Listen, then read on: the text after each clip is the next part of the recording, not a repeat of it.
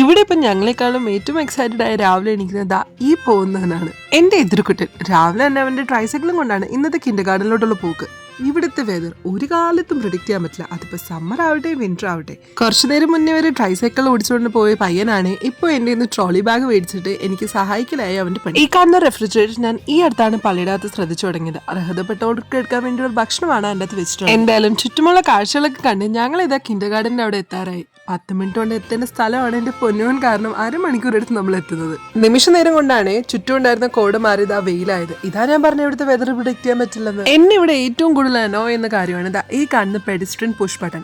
ആവശ്യത്തിന് ഇത് work ആവാറില്ല. And ഇന്ന് ഞാൻ വീഡിയോ എടുക്കുന്ന മനസ്സിലാക്കിയിട്ടാണെന്ന് എനിക്കറിയില്ല, സ്പോട്ടിൽ തന്നെ അത് വർക്കായി. ചുറ്റുമുള്ള സർവത്ര മരങ്ങളൊക്കെ കൊഴിഞ്ഞു തീർന്നെങ്കിലും ഈ 3 മരങ്ങൾ മാത്രം ഇപ്പോഴും ഇങ്ങനെ നിൽപ്പുണ്ട്. എന്താണാവോ ഇതെല്ലാം കൊഴിഞ്ഞു വരാൻ പോകുന്നത്. എന്തായാലും ഞാനിപ്പോൾ ഇതിനെ സ്കൂളിലാക്കിയിട്ട് വന്നിട്ടുള്ളത് നമ്മുടെ അടുത്തുള്ളൊരു സിൻസയിലോട്ടാണ്. എന്തായാലും നമ്മുടെ ഷോപ്പ് തുറക്കാൻ ഇനിയുണ്ട് ഒരു 15 മിനിറ്റ്സ്. അപ്പം നമുക്ക് ആ ഒരു ടൈം യൂട്ടിലൈസ് ചെയ്യാൻ ഇവിടെ തൊട്ടടുത്തുള്ള കാരിഫോർ വരെ ഒന്ന് പോയിട്ട് വരാം. ഇതിനകത്ത് മെയിൻലി ഞാൻ വന്നിട്ടുള്ളത് ഈ കാണുന്ന കുറച്ച് ടോയ്സ് എടുക്കാനാണ്. ഇതിനെ എന്തെങ്കിലും നല്ല കാര്യങ്ങളും ചെയ്യുമ്പോൾ എൻകറേജ് ചെയ്യാൻ വേണ്ടി നമ്മൾ കുഞ്ഞു കുഞ്ഞു ടോയ്സ് ഗിഫ്റ്റ് കൊടുക്കും. സോ അതിന് ബെസ്റ്റ് ആണ് ഈ കാണുന്ന ടോയ്സ്. അതിനോടൊപ്പം എനിക്ക് ആവശ്യമുള്ളതായിട്ടുള്ളതും ഇഷ്ടമായിട്ടുള്ള സാധനങ്ങളും കൂടെ ഞാൻ പർച്ചേസ് ചെയ്യാറുണ്ട്.